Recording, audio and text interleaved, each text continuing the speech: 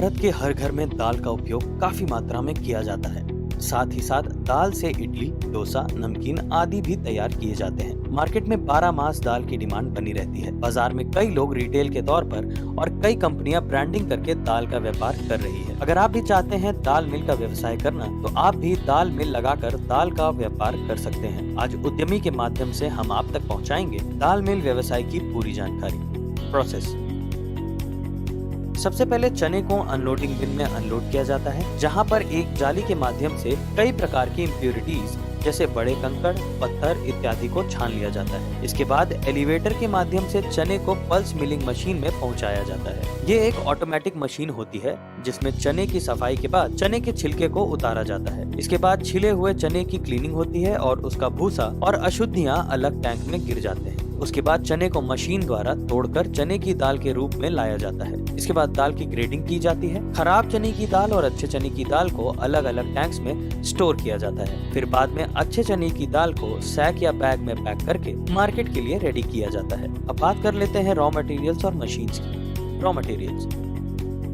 इस बिजनेस को शुरू करने के लिए आपको रॉ मटेरियल के तौर पर चना यानी चिकपी की जरूरत होगी। मशीन्स में आपको pre cleaner, pulse milling machine, sack stitching machine की आवश्यकता होगी। साथ ही कुछ इक्विपमेंट की भी जरूरत होगी, जो इस प्रकार है। इक्विपमेंट्स: सिलो, एस्केलेटर और एलिवेटर और अनलोडिंग बिन। अब जान लेते हैं इलेक्ट्रिसिटी और एरिया के बारे में। इस बिजनेस को शुरू करने के लिए आपको लगभग 5.5 किलोवाट इलेक्ट्रिसिटी लोड की जरूरत पड़ेगी। बात अगर एरिया की करें तो इस व्यवसाय को आप 1500 स्क्वायर फीट एरिया के साथ शुरू कर सकते हैं।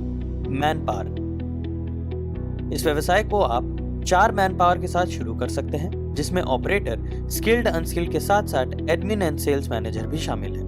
इन्वेस्टमेंट्स: इस व्यवसाय को अगर आप माइक्रो स्मॉल स्केल पर शुरू करना चाहते हैं तो टोटल कॉस्ट ऑफ दाल प्लांट मशीनरी की अप्रॉक्स 4 लाख प्लस जीएसटी आएगी। साथ ही total cost of semi automatic micro small scale दाल mill plant machinery approx 12 lakh plus GST की आएगी। लेकिन ये आपके ऑटोमेटिक और सेमी ऑटोमेटिक प्लांट पर भी डिपेंड करती है। आइए अब जानते हैं इस व्यवसाय को स्थापित करने पर आने वाली लागत और उससे होने वाले मुनाफे के बारे में। एक्सपेक्टेड मंथली टर्नओवर: बात करें मंथली टर्नओवर की, तो अगर आप 100% कैपेसिटी पर डेली 8 घंटे की शिफ्ट में काम कर रहे हैं तो इस हिसाब से आप लगभग 3 से 3.5 लाख मंथली की सेल कर सकते हैं। एक्सपेक्टेड मंथली प्रॉफिट: वहीं अगर बात करें मंथली प्रॉफिट की, तो factory expenses, sales and admin expenses को अगर डिडक्ट कर दिया जाए तो आप लगभग 50,000 से 55,000 रुपए महीने में कमा सकते हैं। लेकिन ध्यान दें, उपयुक्त सभी फिगर व्यवसाय के साइज, प्रकार और आपके इन्वेस्टमेंट के अनुसार बढ़ या घट सकती हैं। लाइसेंसेस: इस बिजनेस में आपको कुछ लाइसेंसेस की जरूरत होगी, जैसे जीएसटी, उद्यम, एफएसएसएआई और ट्रेडमार्क। स्कीम्स एप्लीकेबल: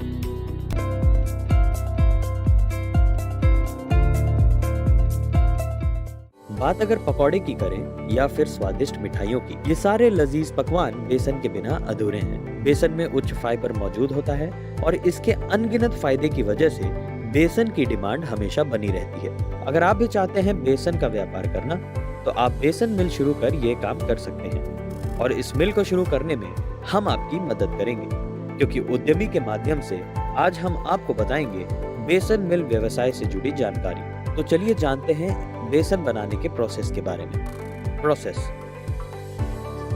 बेसन चने की दाल से बनता है, इसलिए पहले मार्केट से चने की दाल खरीदनी होती है। इसके बाद दाल की क्वालिटी चेक होती है।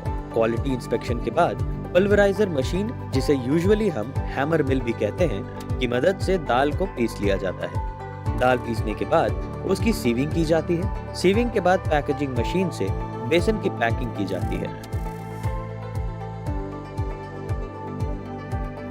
अब बात कर लेते हैं रॉ मटेरियल्स और मशीन्स की। रॉ मटेरियल: इस बिजनेस को शुरू करने के लिए आपको रॉ मटेरियल के तौर पर चना दाल की जरूरत होगी। मशीन्स में आपको हैमर मिल और पैकेजिंग मशीन की आवश्यकता होगी। इलेक्ट्रिसिटी एंड एरिया: इस व्यवसाय के सेमी ऑटोमेटिक प्लांट के लिए आपको 20 से 22 किलोवाट इलेक्ट्रिसिटी लोड की जरूरत पड़ेगी। बात अगर एरिया की करें तो इस व्यवसाय को आप 2000 स्क्वायर फीट एरिया के साथ शुरू कर सकते हैं। मैन पावर: इस व्यवसाय को आप 6 से 8 मैन पावर के साथ शुरू कर सकते हैं, जिसमें ऑपरेटर, स्किल्ड और अनस्किल्ड लेबर, एडमिन और सेल्स मैनेजर आदि शामिल हैं। इन्वेस्टमेंट्स। बात अगर इन्वेस्टमेंट की करें तो इस व्यवसाय के सेमी ऑटोमेटिक प्लांट और मशीनरी की total cost 10 lakh plus GST पड़ेगी। साथ ही आपको core plant, machinery, miscellaneous tools के साथ साथ इक्विपमेंट की भी जरूरत पड़ेगी, लेकिन ये आपके ऑटोमेटिक और सेमी ऑटोमेटिक प्लांट पर डिपेंड करता है। आइए अब जानते हैं इस व्यवसाय को स्थापित करने पर आने वाली लागत और उससे होने वाले मुनाफे के बारे में।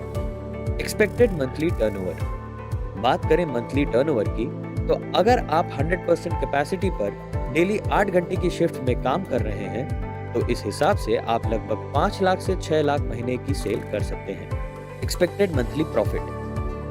वहीं अगर बात करें मंथली प्रॉफिट की तो factory expenses, sales and admin expenses को अगर डिडक्ट कर दिया जाए तो आप लगभग 80,000 से 90,000 रुपए महीने में कमा सकते हैं। लेकिन ध्यान दें, उपयुक्त सभी फिगर व्यवसाय के साइज, प्रकार और आपकी इन्वेस्टमेंट के अनुसार बढ़ या घट सकते हैं। लाइसेंसेस।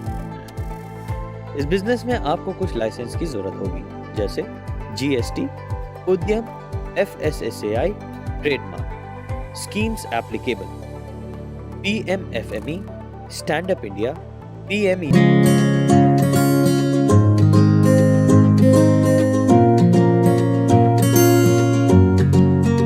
आज हम बात करने जा रहे हैं मिनी फ्लोर मिल बिजनेस की। भारत में शायद ही कोई ऐसा घर हो जहां रोटी ना पकाई जाती हो। इवन सदर्न इंडिया, जहां राइस ज्यादा कंज्यूम किया जाता है, वहां पर भी गेहूं की रोटी का इस्तेमाल किया जाता है। गेहूं का आटा भारतीय संस्कृति में सबसे ज्यादा महत्वपूर्ण खाद्य पदार्थ है। गेहूं के आटे का बाजार लगभग 15% की रफ्तार से आगे बढ़ रहा है। भारत की जनसंख्या को ध्यान में रखते हुए इसकी डिमांड बढ़ती जा रही है, इसलिए फ्लोर मिल बिजनेस एक काफी अच्छा बिजनेस आइडिया है। आटे का यूज ब्रेड बनाने, बिस्किट बनाने और दूसरे बेकरी आइटम्स को बनाने के लिए किया जाता है। ये एक ऐसा बिजनेस है जिसे आप कम इन्वेस्टमेंट के साथ भी शुरू कर सकते हैं और जब आपका बिजनेस अच्छा चलने लगे तो इसे काफी हद तक बढ़ाया भी जा सकता है। अपने प्रोडक्ट्स को मार्केट में अवेलेबल प्रोडक्ट से बेहतर बनाकर भी इस बिजनेस में सक्सेसफुल हो सकते हैं। जैसा कि हम देख रहे हैं कि आज के समय में लोग अपनी हेल्थ को लेकर काफी कॉन्शियस हो गए हैं। आने वाले टाइम में लोग और ज्यादा अपनी हेल्थ पर ध्यान देंगे। ऐसे में आप मल्टीग्रेन आटा बनाकर भी मार्केट में सप्लाई कर सकते हैं। चलिए अब जानते हैं इसके प्रोसेस के बारे में। सबसे पहले रॉ मटेरियल यानी होल व्हीट को आटा चक्की के हॉपर में डाला जाता है, जिसके बाद हॉपर में बने मैग्नेटिक सेपरेटर की मदद से होल व्हीट में जो भी इम्प्योरिटीज या वेस्ट मटेरियल होता है वो सेपरेट हो जाता है। इस प्रोसेस के बाद होल व्हीट की ग्राइंडिंग की जाती है ताकि फ्लोर पाउडर क्रिएट किया जा सके। ग्राइंडिंग के बाद ये फ्लोर एयर कंप्रेशर पाइप के थ्रू जाकर वेसल में कलेक्ट किया जाता है। एयर कंप्रेशर पाइप में एयर कंप्रेसर टेक्निक की मदद से स्टोन और अदर इम्प्योर सब्सटेंसेस का सेपरेशन किया जाता है ताकि हमें गुड क्वालिटी व्हीट मिल सके, जिसके बाद इसकी अलग अलग साइज के अकॉर्डिंग पैकेजिंग की जाती है। पैकेजिंग के बाद इन बैग्स की सीलिंग होती है और इन्हें मार्केट में सेल करने के लिए भेज दिया जाता है। आप मार्केट के अकॉर्डिंग 3, 5, 10, 20 या 50 केजी की पैकेजिंग करके भी इन्हें सेल कर सकते हैं। मशीन्स।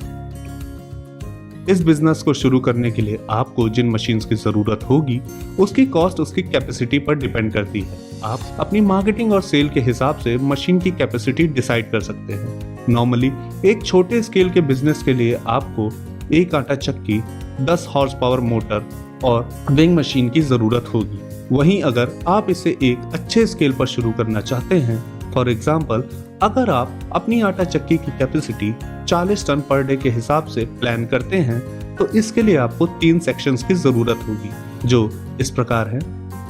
व्हीट क्लीनिंग सेक्शन जिसकी कैपेसिटी लगभग 4 टन पर आवर हो, व्हीट मिलिंग सेक्शन जिसकी कैपेसिटी 2 टन पर आवर हो, मिलिंग एक्सपेंशन सेक्शन जिसकी कैपेसिटी लगभग 3.2 टन पर आवर की हो।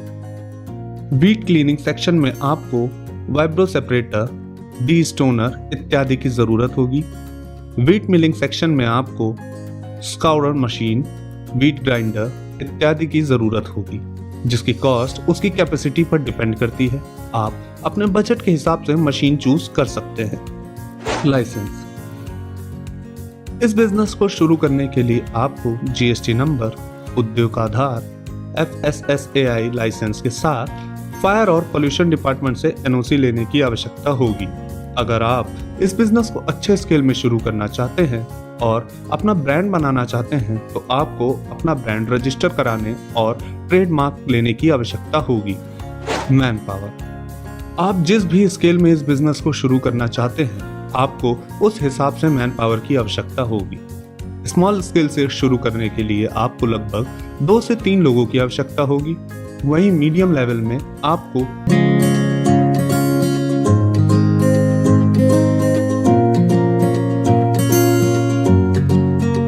आज हम बात करने जा रहे हैं मिनी फ्लोर मिल बिजनेस की। भारत में शायद ही कोई ऐसा घर हो जहां रोटी ना पकाई जाती हो। इवन सदर्न इंडिया जहां राइस ज्यादा कंज्यूम किया जाता है वहां पर भी गेहूं की रोटी का इस्तेमाल किया जाता है। गेहूं का आटा भारतीय संस्कृति में सबसे ज्यादा महत्वपूर्ण खाद्य पदार्थ है। गेहूं के आटे का बाजार लगभग 15% की रफ्तार से आगे बढ़ रहा है। भारत की जनसंख्या को ध्यान में रखते हुए इसकी डिमांड बढ़ती जा रही है, इसलिए फ्लोर मिल बिजनेस एक काफी अच्छा बिजनेस आइडिया है। आटे का यूज ब्रेड बनाने, बिस्किट बनाने और दूसरे बेकरी आइटम्स को बनाने के लिए किया जाता है। ये एक ऐसा बिजनेस है जिसे आप कम इन्वेस्टमेंट प्रधानमंत्री रोज packed mineral drinking water business. आज के समय में किसी भी ऑफिस, पार्टी, कॉर्पोरेट सेक्टर या रेगुलर इस्तेमाल में लोग मिनरल ड्रिंकिंग वाटर ही इस्तेमाल करना चाहते हैं। कारण है बढ़ता हुआ वाटर पोल्यूशन और बीमारियां। ये प्रॉब्लम्स नॉर्मल बोरिंग और सप्लाई के पानी से दूर नहीं हो सकती। इसलिए आजकल ज्यादातर लोग मिनरल वाटर खरीदकर पानी पीना ज्यादा बेहतर समझते हैं। मार्केट में रेगुलर डिमांड में रहने से सभी छोटी बड़ी शॉप्स पर पैक्ड ड्रिंकिंग वाटर सभी साइज में आसानी से मिल जाता है। Packed mineral drinking water business हर साल 23 से 25% की ग्रोथ से बढ़ रहा है। ऐसे में मिनरल वाटर बिजनेस करके अच्छा मुनाफा कमाया जा सकता है। हेल्थ कॉन्शियस आइटम में ये एक प्रॉफिटेबल बिजनेस ऑप्शन है। आइए जानते हैं पूरी तरह से ऑटोमेटिक मिनरल वाटर बिजनेस किस तरह से किया जाता है और ये प्लान किस तरह चलता है। अगर बात करें रॉ मटेरियल की तो मिनरल वाटर प्लांट बिजनेस में पानी ही रॉ मटेरियल के रूप में उपयोग किया जाता है। मशीनरी, मिनरल वाटर प्लांट में यूज होने वाली machinery raw water pump, dual media filter, carbon filter, antiscalant dosing system, micron cartridge filter, pre treatment, high pressure pump, reverse osmosis system RO, water storage tank 3000 litre, transfer pump, micron cartridge filter post treatment, UV system, ozone system और ozone storage tank 3000 litre recirculation line जैसी machines की जरूरत पड़ती है। Process की बात करें तो प्योर ड्रिंकिंग वाटर बनाने के लिए बोरवेल से पानी स्टोर किया जाता है। फिर रॉ वाटर में क्लोरीनेशन यानी कि पानी में क्लोरीन की डोजिंग 2 से 3 ppm करते हैं जिससे पानी में प्रेजेंट माइक्रो ऑर्गेनिज्म समाप्त हो जाएं। क्लोरीनेशन के बाद पानी को सैंड फिल्टर में स्टोर करके पानी से सैंड और इम्प्योरिटीज फिल्टर कर ली जाती हैं। अब sand filter water carbon filter में स्टोर किया जाता है। कार्बन फिल्टरिंग एक ऐसी फिल्टरिंग टेक्निक है जिसमें केमिकल एब्जॉर्प्शन का यूज करके कंटामिनेंट्स और इम्प्योरिटीज को हटाने के लिए एक्टिवेटेड कार्बन का उपयोग होता है। कार्बन के सभी ग्रैन्यूल्स या पार्टिकल पर एक बड़ा पोर स्ट्रक्चर होता है जिससे कंटामिनेंट्स और इम्प्योरिटीज फिल्टर मीडिया के अंदर एक्टिवेटेड साइट से ज्यादा दूर हो सके। इसके बाद हाई प्रेशर के थ्रू मेम्ब्रेन में जाता है। मेम्ब्रेन की पोर साइज 0.0001 माइक्रोन की है। ये पानी से केमिकल डिस्कार्ड करने का लास्ट प्रोसेस है। इसके बाद प्रोसेस्ड पानी का सैंपल लेकर इसका माइक्रोन लैब टेस्ट होता है। टेस्ट में निर्धारित मानकों के द्वारा सैंपल के मैच होने पर कार्बन फिल्टर्ड पानी प्रीमिएट स्टोरेज टैंक में आता है और इसके बाद पानी प्रोडक्ट वाटर टैंक में जाता है। इसके बीच में ही पानी पर अल्ट्रावायलेट प्यूरिफायर से यूवी लाइट और पॉलिशिंग फिल्टर का यूज किया जाता है, जिससे बची हुई इम्प्योरिटीज पानी से निकल जाएं। अब फाइनल प्रोडक्ट वाटर टैंक में स्टोर पानी का ओजोनेशन करते हैं। ओजोनेशन एक वाटर ट्रीटमेंट प्रोसेस है जो माइक्रो ऑर्गेनिजम्स को नष्ट कर देती है। पूरी तरह से फिल्टर्ड और प्योर वाटर अब फिलर रूम में आता है। यहाँ सबसे पहले बॉटल्स की धुलाई होती है। धुलाई के बाद बॉटल्स की ऑटोमेटिक वाटर फिलिंग की जाती है। वाटर फिलिंग के साथ साथ ही बॉटल्स की ऑटोमेटिक कैपिंग भी होती रहती है। कैपिंग के बाद बॉटल्स प्रिंटिंग और पैकिंग प्रोसेस से गुजरकर डिस्पैच होने के लिए तैयार हैं।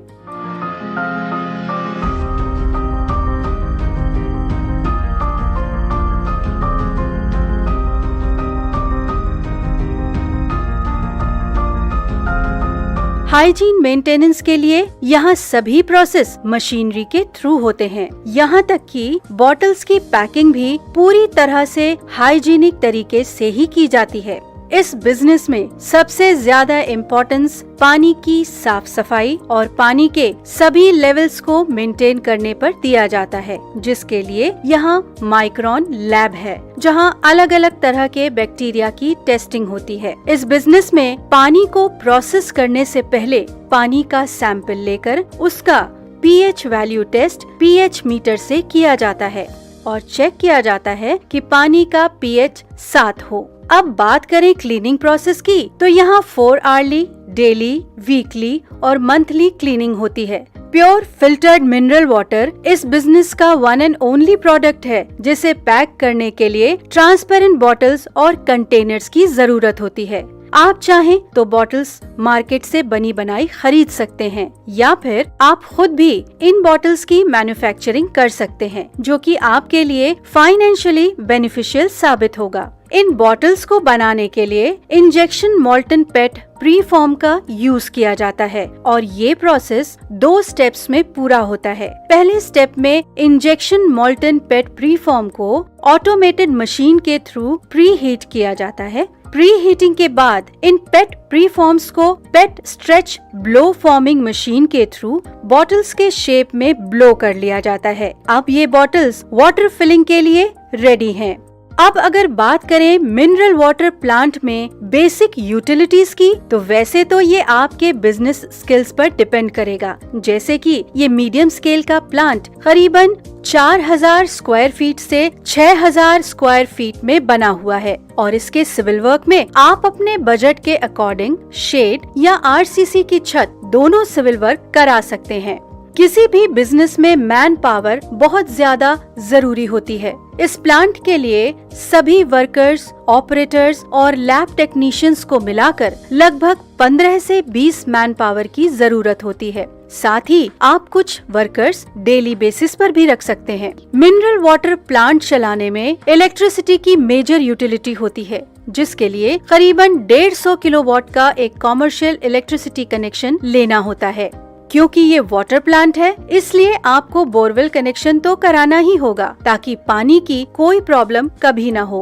ये सारे अरेंजमेंट्स करने के बाद इस प्लांट में लगभग 1 महीने में 10,000 कार्टन्स का प्रोडक्शन किया जा सकता है। प्रोडक्शन के बाद मैन्युफैक्चर्ड प्रोडक्ट की डिलीवरी के लिए ट्रांसपोर्ट की भी जरूरत होती है, जिसके लिए आप 3 व्हीलर या 4 व्हीलर का यूज डिलीवरी ऑर्डर के हिसाब से कर सकते हैं। वाटर प्लांट शुरू करने के लिए कुछ आवश्यक लाइसेंस प्राप्त करने होंगे, जैसे आपके मिनरल वाटर के लिए आपको स्थानीय स्तर के रूल्स और रेगुलेशंस का पालन करना होगा। लोकल एडमिनिस्ट्रेशन में वेंडर लाइसेंस के लिए आवेदन करना होगा और आपको स्टेट हेल्थ डिपार्टमेंट से भी बिजनेस परमिट प्राप्त करना होगा। इसके साथ ही जीएसटी नंबर, BIS, FSSAI और लीगल मेट्रोलॉजी जैसे लाइसेंस भी प्राप्त करना जरूरी है। आपके पास मिनरल वाटर प्लांट बिजनेस जैसे और भी बहुत से बिजनेस आइडियाज जरूर होंगे, but ideas are easy, implementation